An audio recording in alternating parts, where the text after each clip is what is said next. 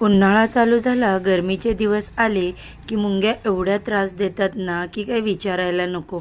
अगदी किचनवरती एखादं जरी भाताचं शीत दिसले की ह्यांचं चालूच. अगदी एवढी मोठी लाईन लागते मुंग्यांची.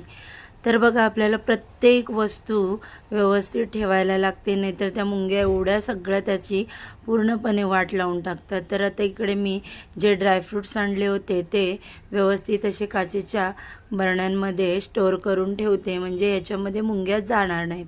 नाहीतर एखाद्या वेळेस जर एखादी मुंगी गेली की काय माहिती त्यांना कसं समजतं की लगेचच लाईन लागते पूर्ण मुंग्यांची.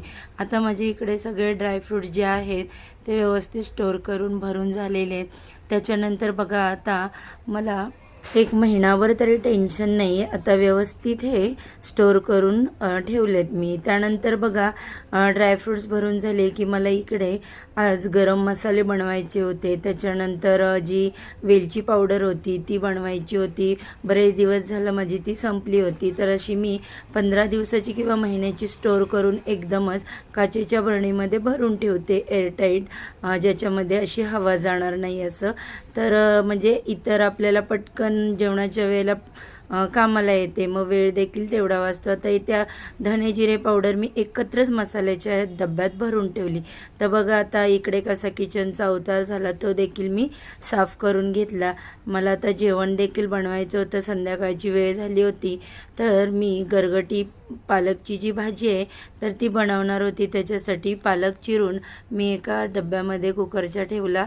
तांदूळ नीट करून घेतले, कुकर लावून घेतला. त्याचबरोबर इकडे साईडला शेपूची सुक्की भाजी बनवून घेतली आणि पालक देखील माझा तयार झालेला आहे. गरगटी भाजी भाकरी करून मी साईडला अगोदरच ठेवून दिलेल्या होत्या. तर अशा प्रकारे सगळं माझं जेवण बनवून झालं.